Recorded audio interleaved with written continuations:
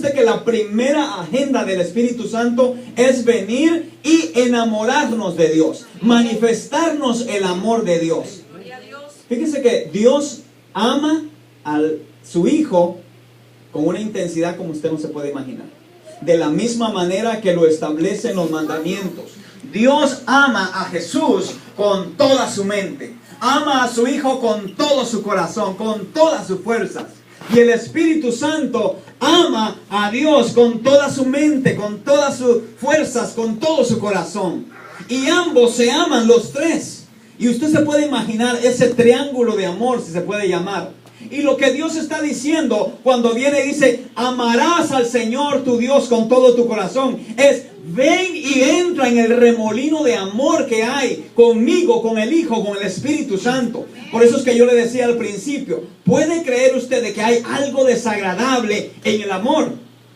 Yo no creo que haya nada desagradable. El amor se disfruta. El amor, dice la palabra de Dios, es bueno, es benigno, todo lo soporta, todo lo cree. Amén. Entonces, cuando Dios envió su Espíritu Santo, la primera agenda del Espíritu Santo fue establecer ese primer mandamiento en la iglesia de Cristo. La principal prioridad de Jesús era ese llamado a conectarnos en el amor de Dios. Por eso es que cuando estamos revisando aquí en Mateo capítulo 22, ¿a quién le está hablando Jesús en ese capítulo? Fíjese que en el verso 37, que es de donde está hablando esto, él está hablando del gran mandamiento. Cuando usted va un poquito más atrás, en el verso 34, dice, entonces los fariseos, oyendo que había hecho callar a los saduceos, se juntaron. Y uno de ellos, que era intérprete de la ley, preguntó, ¿para qué? Para tentarle. Él era intérprete de la ley. ¿Qué es un intérprete? Aquel que interpreta, obviamente. Aquel que le da un significado, un entendimiento. Entonces vamos a decir, aquel que se la manejaba mejor, ¿verdad? Ese vino y dijo, no, déjenmelo a mí, ahorita yo. Vamos a ver qué pasa. Y entonces que viene y le dice, maestro, ¿cuál es el gran mandamiento en la ley?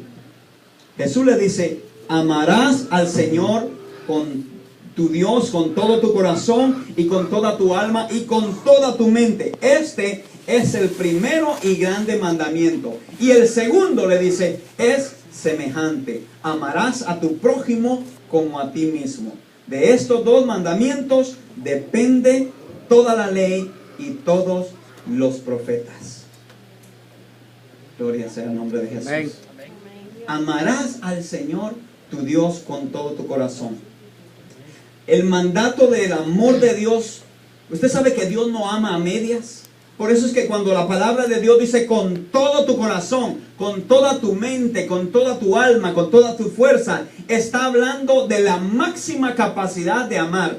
Dios no ama a ninguno de nosotros a medias. Dios nos ha dado toda la magnitud, la plenitud de su amor manifestado en Cristo Jesús.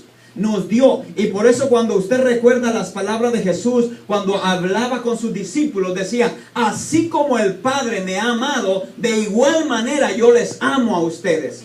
Y cuando antes de ascender, Jesús hace una oración y le dice, Padre, que ellos puedan estar entre sí, de igual manera como tú y yo somos uno, que ellos también puedan estar de esa manera. Entonces nos damos cuenta que Jesucristo siempre estaba enfatizando el reino de Dios. Pero en el reino de Dios, el amor, la atmósfera que se guarda, es algo que todavía no podemos palpar muchas veces en la casa de Dios. Es imposible. ¿Sabe por qué? Porque como yo he pensado en ocasiones, ¿quién de nosotros estando enamorado dejaba a la novia plantada?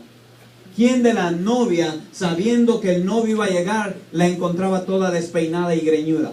No, se cambió. Hermana Blanca. Siempre que sucede, iba a venir el amado, iba a venir la amada. Entonces, ¿qué nos llevaba? El amor producía en nosotros, ¿qué? Ese deseo. No era una carga. Porque yo le digo una cosa, el amor, claramente lo dice la palabra, hace cosas maravillosas. Usted estaba quebrado y por amor usted iba y le pedía prestado a quien sea. Amén. Se recuerda que en una ocasión yo le decía, cuando el hombre quería impresionar, iba a prestar carro, rentaba, no sé qué tuviera que hacer. No podía darse el lujo de ir a visitar a la novia y no tener un par de dólares para invitarle una soda, por lo menos. ¿A cuánto les pasó eso? El amor. Pero ahora, ¿cuánto se da cuenta usted que media vez ese ingrediente principal, el amor de Dios, está ahí? Hacemos las cosas con gusto. Amén. Pero cuando el amor no está, ¿qué sucede? Ya nos da lo mismo si lo hacemos o no lo hacemos. Nos da lo mismo si la persona está bien o no está bien. Porque entonces dejamos de amar hacia afuera y nos invertimos. Ahora nos amamos nosotros mismos. Y eso no es lo que Dios nos manda a hacer. La palabra de Dios dice que primeramente hemos de amarle a Él y seguido vamos a amar a nuestro semejante, a nuestro prójimo. ¿De qué manera? De la misma manera que amamos a Dios. Mire que Dios, dice la palabra, es amor. ¿Cuántos creen que Dios es amor? Amén. Vaya conmigo rápidamente, por favor, a Primera de Juan, antes de llegar al Apocalipsis. Primera de Juan, en el capítulo 4 y el verso 16. Dios es amor. Primera de Juan, capítulo 4 y verso 16. ¿Lo tienen? Mire, empecemos un poquito más atrás. Vamos a empezar desde el verso 13. El origen del amor. ¿De dónde proviene el amor? Verso 13. En esto conocemos que permanecemos en Él. ¿En quién? En Cristo. Y Él en nosotros. En que nos ha dado de su Espíritu. Y nosotros hemos visto y testificamos que el Padre ha enviado al Hijo, el Salvador del mundo. Todo aquel que confiese que Jesús es el Hijo de Dios, permanece en Él y Él en Dios. ¿Cuántos confiesan de que Jesús es realmente el Hijo de Dios? Amén. ¿O alguien tiene dudas acá de que Jesús solo era un profeta también?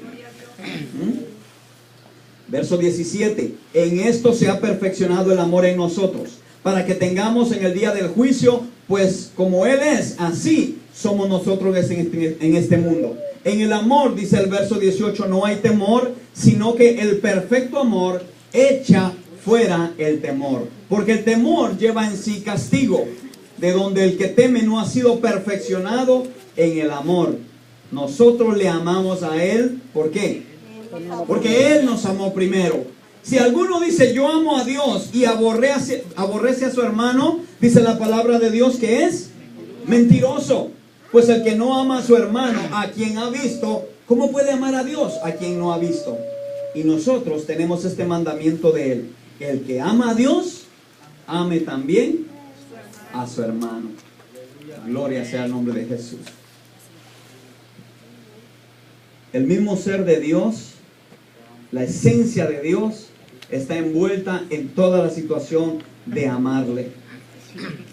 El Evangelio de Juan, en el capítulo 15 y el verso 9 nos muestra un fundamento de las Escrituras en el amor de Dios y la intensidad con la que Dios nos ama. Por lo tanto, dice, si permanecéis en mí. Pero ¿qué significa permanecer? Poder estar anclado, poder estar en Él. Pero para que podamos permanecer de la manera que algunos están en este lugar, tiene que haber resultados. ¿Por qué usted cree que muchas personas no están ni hoy, ni han estado en otros días, o están a veces no están? ¿Eso para usted significa permanecer? No significa permanecer. Hay aquella fluctuación donde hoy nos sentimos emocionados, hoy queremos, pero mañana no quiero. Hoy ya llevo 4 días, 3 días, ya como que me cansé un poco de esto. Nadie se puede cansar de amar. Nadie se puede cansar de amar. El que se cansa es porque no ama. ¿Cuántos creen eso? Yo miro muchos esposos serios acá. Esposa, dígame un amén si eso le está cayendo al marido por ahí o no. Amén. Amén, amén. El pastor es él. Tranquilo, muchachos, tranquilo, que les estoy hablando con la palabra de Dios. ¿Okay? Cuando nosotros venimos y entendemos la intensidad con la que Dios nos ama, yo quiero estar en su presencia. Yo quiero aprender a disfrutarle. Yo no sé si le estaba diciendo a alguien por ahí creo que la hermana Blanca anoche le hacía un comentario. Nosotros podemos, obviamente como personas, trabajamos, tenemos diferentes actividades y llega un momento donde